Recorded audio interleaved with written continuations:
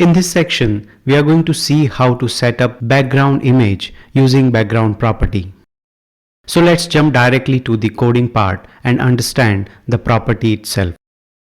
So in the same coding page, as we have seen in the previous section, here we have the paragraph which contains the value background property.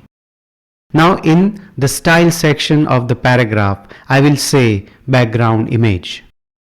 This property is used to set background images for an element. And here I'll say URL and parentheses. Now inside this parentheses, I will give the image path. Remember to give the correct image path as we are telling the browser where it can find the image. When you give the image path, you should follow the rule where you give the relative URL. When I say relative path, it means that let's say you have a path anakTech.com/some image name. Then generally you do not give the entire path, but you refer the current folder with a single dot or maybe the parent folder with double dot like this. So it's always a better practice to go with relative path. Let's save this and see the output. So you can see the image here. By default, a background image will be placed at the top left corner of an element and is repeated both vertically and horizontally.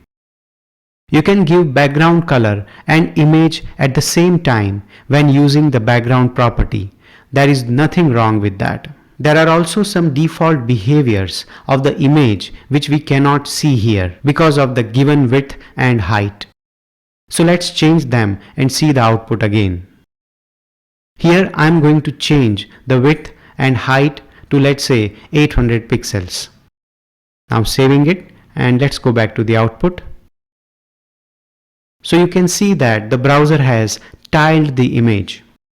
Now you also have the control over how it tiles. Let me show you that. Here I am going to add another property, background-repeat. Now this property has several values that we can use. One of them is repeat, which is going to give the same output which you can see right now. Another value is repeat x, which will repeat the image on x-axis only. Let's see the output. So you notice that the image is repeating on the x-axis only. This property is very useful. You can create different borders or gradients and whatnot. We can repeat it on the y-axis as well. Let's say repeat y and let's see the output.